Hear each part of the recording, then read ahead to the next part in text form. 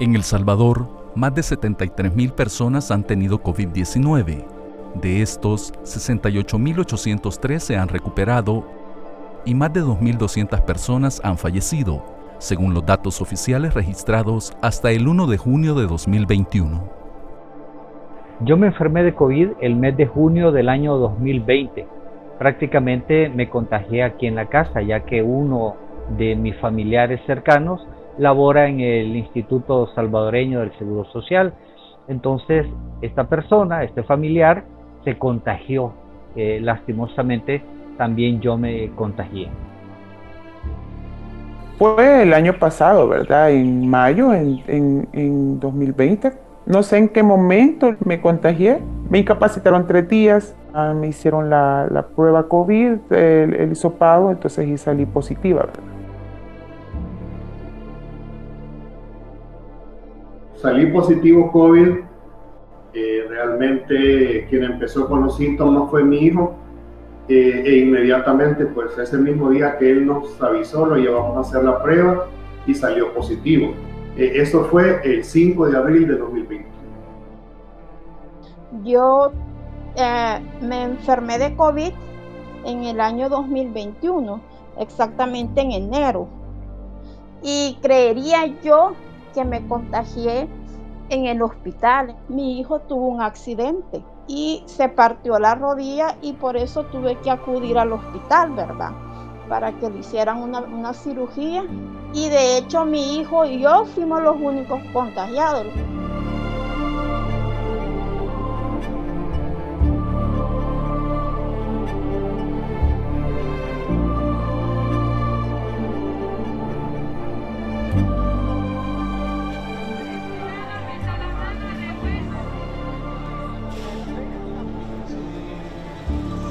En los primeros días adquirí un tratamiento bien básico. A pesar de eso, pasé como 5 días en mi casa y se me complicó la parte de la respiración. Entonces yo me levantaba y me cansaba mucho. Después de 2 días decidí ir al hospital del Seguro Social y pues ahí me ingresaron. Martes me llevaron a un centro de contención, porque para ese entonces estaban llevando el centro de contención. Me llevaron al Hotel Gardenias y ahí pasé la otra parte de la enfermedad, ¿verdad? Del COVID. Pero empecé con una tos que realmente pues yo no padezco generalmente de tos ni nada, y ese pues fue un símbolo de alerta temprana, en donde la doctora pues nos mandó a hacer también los exámenes, ¿verdad? Y en los exámenes pues ella encontró algo, un inicio, un principio pequeño de neumonía, y que probablemente yo podía ser un paciente que sí se podía complicar. Y en ese momento preparan mi traslado para Hospital El Salvador. Que no creía, pues, porque no había tenido cero síntomas, cero temperatura, cero dolores, ni dolores de cabeza, ni dolores de nada, nada. Me faltó el aire, pero me fui a trabajar. Ya llegando al trabajo, como tengo que subir unas graditas, ahí fue donde me cansé. La saturación estaba bien baja. Yo ingresé como a las 3 de la tarde al hospital de El Salvador y como a las 9 de la noche yo ya no respiraba. Fue algo tan, no sé, tan rápido, no sé. Y como a las 10, 11 de la noche ya me pasaron a la unidad de cuidados intermedios y ahí estuve ingresada 63 días de hecho. El virus tiene una afinidad por algunas células que se encuentran a nivel del pulmón y quizás es el órgano más importante afectado. Pero también hemos visto ya con el transcurso del tiempo que se han visto afectados el tracto gastrointestinal, el corazón, ¿verdad? Se han causado algunos problemas a nivel del corazón y en general cuando la enfermedad es grave hay una falla multiorgánica por un desencadenamiento de diversas liberación de sustancias en el cuerpo. Cuando llegué en junio, Ya habían varios meses de iniciada la pandemia, pero las condiciones en el Hospital MQ del Seguro Social eran inapropiadas. De hecho, nos instalaron a los enfermos de ese día, nos instalaron en un área donde hay otros enfermos hospitalizados de otras enfermedades. Estamos hablando que casi 3 meses después de haber iniciado la emergencia, no estaban las condiciones. Los que estábamos ahí necesitábamos oxígeno y había un tanque para todos. Entonces, media hora a uno, le pasaban el tanque media hora al otro, nos lo íbamos rotando. Fue bastante duro, pero al día y medio de estar en esa situación, ya hubo una cama disponible para mí y entonces ya pasé a mejores condiciones, ¿no? Ya un área que sí estaba acondicionada para los pacientes de COVID. Cuando ingreso al hospital El Salvador estuve 7 días dentro del hospital. Quizá uno de los momentos más duros y que más me marcó fue platicar con personas que murieron al siguiente día, ¿verdad? Entonces, y personas que se veían bien, que podían platicar o que podían, estaban a la par tuya, y que cuando yo los vi, pensé de una manera u otra que de alguna forma se iban a salvar, ¿verdad? Pero no fue así. Si uno no se cuida, realmente te puede matar, pues.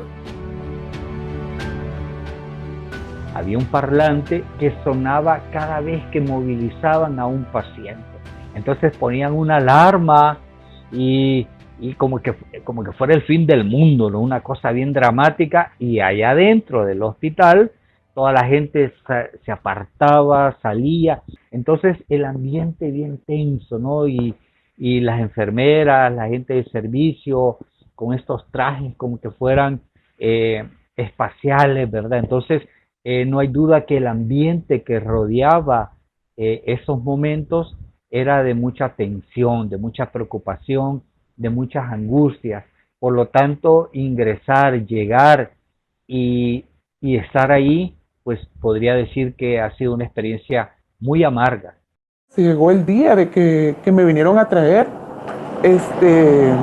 fue el microbús, ¿verdad? El ministerio, gracias a Dios que no vienen rotulados ni nada. Me vinieron a traer cerca de la casa, yo les dije que no vinieran acá. Me costaba caminar, me cansaba para caminar, no sé cómo llegué al transporte, porque era una fatiga increíble. Mi esposo, acababa los 2 días, me llama de que estaba teniendo también temperatura, de que ya estaba contaminadito, mis niñas también tenían temperatura, o sea, todos estaban contaminados. Me entró una gran angustia, ¿verdad? Se ha dado un fenómeno de una sindemia. Entonces, aquí hablamos de dos pandemias a la par. Va la pandemia del COVID y a la par va la pandemia de todos los problemas de salud mental. Me empezó a dar un ataque de ansiedad. Yo le hablaba al doctor que estaba a cargo del hotel, le decía que me tenía que ir, yo me quería escapar de ese hotel, pensando en que quién iba a cuidar de las niñas, se las iban a llevar a no sé qué centro de contención ellas solas, y mi esposo nos iban a separar a toda la familia. Esos momentos fueron duros para todos, ¿verdad?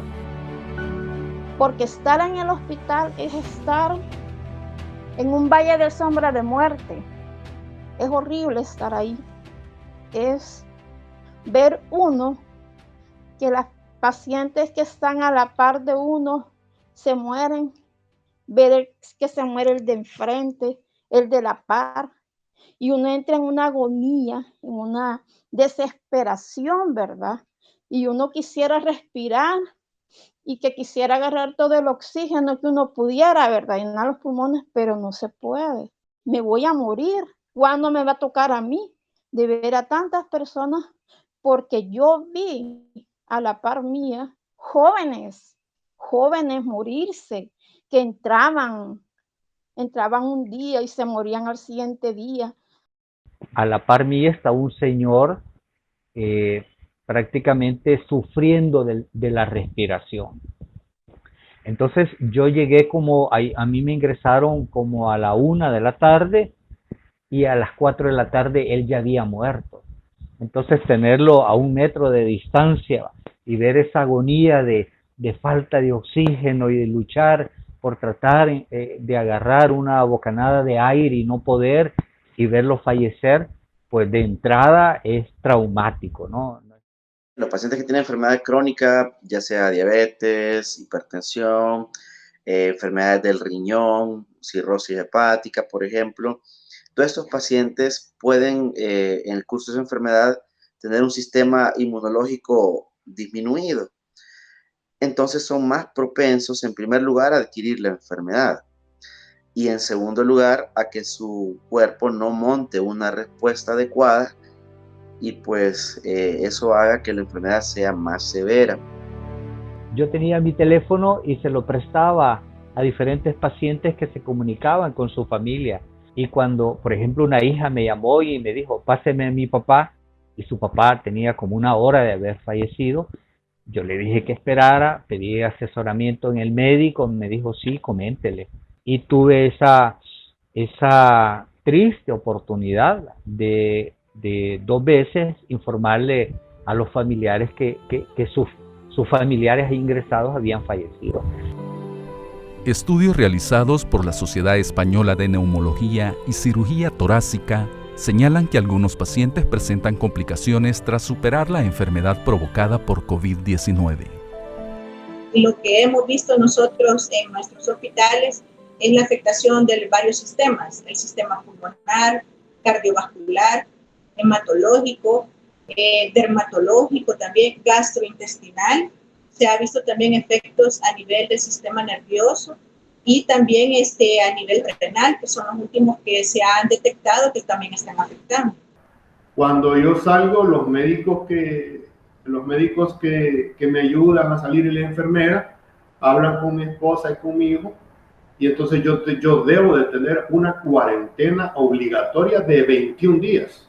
Pero a veces, ¿verdad? Hay tiempos, hay días en los que me aparece algo como que fuera una arenita que yo tengo en la garganta y al hablar me provoca estar tosiendo. Entonces, incluso eso también afecta porque a veces hablo con mi mamá y ella me dice, pero tenés tos, pero todavía tenés tos. Entonces, incluso mi esposa, entonces está aquella psicosis de que cualquier tos que yo tenga o algo puede desencadenar una neumonía, yo tengo que cuidarme, y yo sé que ellos me lo dicen por el temor de la enfermedad que todos vivimos, cuando yo la viví, pero ellos también la vivieron conmigo. Ya son 10 meses desde que salí del hospital. Lógicamente, cuando uno sale, no es que ya está curado, te sacan porque ya no necesitas oxígeno, pero luego te vas a tu casa y seguís con el ciclo de la enfermedad, ¿no? Entonces, yo cuando salí del hospital, salí deteniéndome de las paredes, ¿verdad? O sea, salí mal, pero respirando. Así fue mi situación.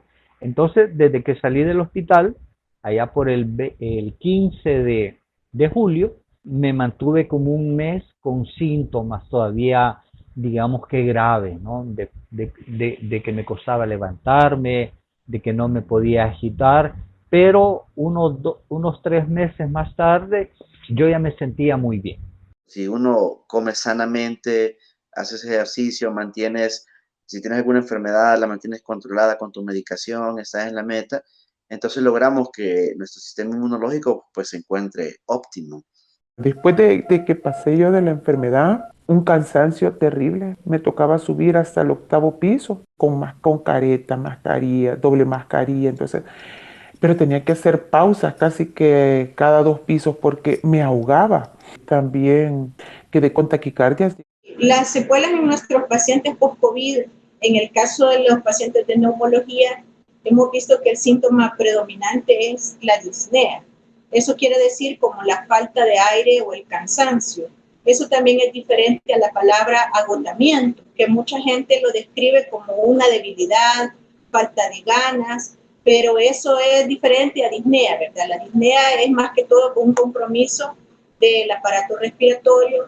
También hay algunos que presentan todavía tos crónica que va mejorando con el paso del tiempo, pero todavía persiste, para lo cual usan algunos medicamentos. Según un estudio realizado por investigadores italianos, en el Hospital San Rafael de Milán, el 56% de los pacientes que tuvieron COVID presentaron algunos trastornos psicológicos. En los diferentes casos, los pacientes han experimentado diferentes secuelas psicológicas que pueden ir desde ansiedad, insomnio, también tendencia a la depresión, que sí queda bastante por la misma fatiga que genera la enfermedad. Y con mi esposo también, o sea, íbamos sintiendo casi lo mismo. Entonces, es muy raro, dolores articulares, musculares. Después de eso, quizás como al mes, me dio una crisis de migraña. Yo nunca padecí dolores de cabeza. Incluso a veces quedábamos con sudoraciones de repente muy raras. Y eso, gracias a Dios, yo no tuve alteraciones de sueño. Mi esposo sí, a veces tenía alteraciones de sueño. Bueno, hay casos que sí hemos necesitado uso de benzodiazepinas, por ejemplo, o algún otro inductor del sueño.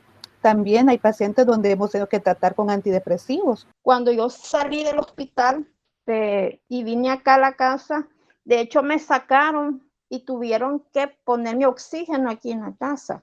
Y ese es un gasto enorme, ¿verdad?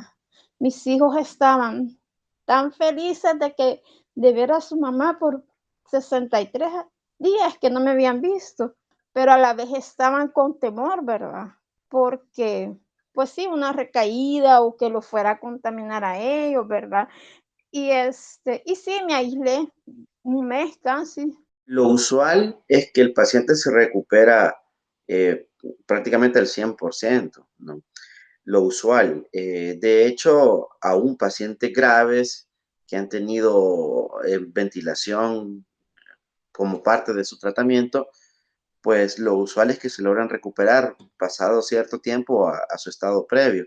Sin embargo, sí hay pacientes que ya tienen o que pueden más bien llegar a tener daño irreversible, y esos son los que desarrollan fibrosis en el transcurso del tiempo después de la enfermedad. Los daños en neumología principalmente se han caracterizado porque el parénquima pulmonar sufre unas secuelas específicas que las podríamos describir como cicatrices, que lo que nosotros llamamos son patrones de fibrosis pulmonar. Estas áreas son áreas que impiden que el paciente no respire adecuadamente o tenga un intercambio gaseoso inefectivo, y por ende el paciente esté cansado o disnéico.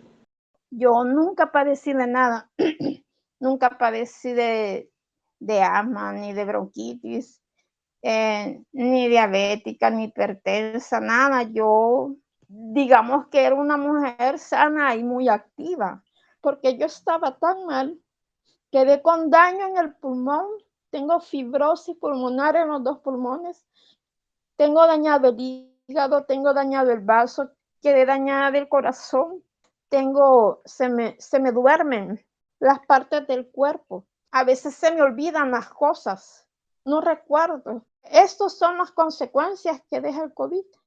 En nuestro medio es difícil poder documentar si es una recaída, si es una cepa diferente o una reinfección la que ha tenido un paciente, porque no, digamos, analizamos tanto el genoma viral.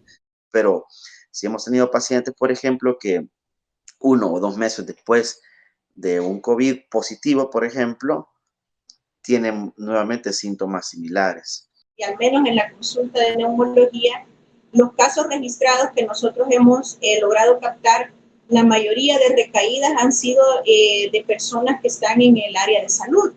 Es decir, que son personas que están trabajando en áreas con una alta carga viral, que continuamos día a día en la exposición del virus a pesar de las medidas, pero son estas personas las que hemos detectado que han tenido nuevamente positivas sus pruebas y han recaído. Muchas personas han tenido que buscar ayuda profesional para procesar sus duelos.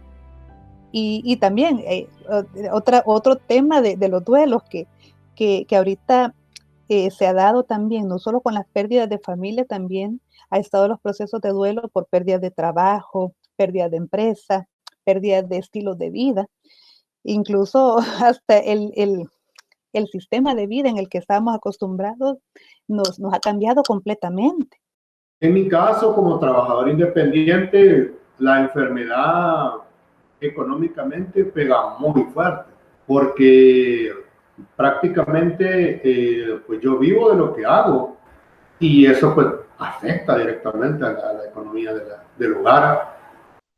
Económicamente, sí, golpea, porque yo he estado sin trabajar todo este tiempo, ¿verdad? Y como no tengo seguro, entonces, imagínense, mi esposo murió en diciembre de COVID, 17 de diciembre falleció. Mis hijos, uno de ellos, es el único que está trabajando. Sí, afecta la calidad de vida y el ritmo de vida. ¿Y qué pasa emocionalmente con esto? Como uno ya no rinde igual, ya no tiene esa capacidad, eso puede llevarlo a uno tanto a ansiedad, porque uno se preocupa de que puede perder su trabajo, de que no va a dar el ancho en los lugares, o no va a tener el rendimiento, no va a generar económicamente como lo hacía antes. Depende de la severidad de cómo se manifestó el COVID en ellos. Así es la experiencia que vienen a presentar después con los síntomas psicológicos y emocionales que tienen después. Sí, claro, me cruzó por la mente que me podía morir, que me podía complicar. Entonces, sí, al principio, pues, a mí lo que me pasó fueron todas y cada una de las personas que conozco, mi mamá, mis hermanas, mi esposa, mis hijos por la cabeza, ¿verdad? ¿Qué va a pasar si yo me muero, verdad? Hay días que uno amanece depresivo, que no quiere levantarse, que no quiere hacer nada, pero es normal de la enfermedad. Ahí es donde la familia también lleva un gran papel, ¿no? En la motivación, porque es la única forma realmente de salir adelante de cualquier secuela de una enfermedad, tener motivaciones diarias, ¿no? Para pues tener más esfuerzo en cuanto a la recuperación. Y hasta que un día, pues de repente me abrazaron todos y me decían, es que ya no tenés nada. Y poco a poco se le va quitando ese miedo y se le va quitando esa angustia, es un temor. Pero la familia, de veras, mis hijos, mis hermanos han sido un gran apoyo. Gracias a Dios, ¿verdad? Yo estuve 25 días ahí en la misma cama, en una esquinita de ahí del hospital, sin poderme mover, con oxígeno, y me comunicaba con todo el mundo, ¿no? Principalmente con mi familia. La relación con la familia, con las amistades, el poder mantener ese vínculo fue fundamental en mi proceso de recuperación.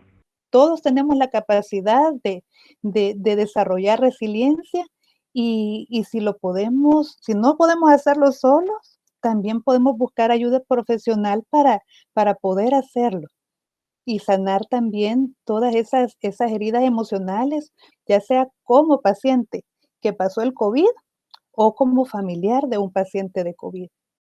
Yo creo que ese es un factor fundamental, el hecho de asumir una actitud muy positiva. Lo tomé con mucha calma, con mucha serenidad, haciendo mi mejor esfuerzo, ¿no? Siendo positivo, por supuesto encomendándome a Dios. Yo me comía todo, me tomaba mis medicamentos cuando me llegaban a inyectar.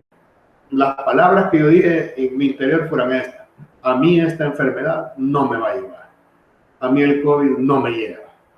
O sea, es cuestión de actitud y yo lo que voy a hacer es ponerme con una buena actitud, que voy a salir de esto.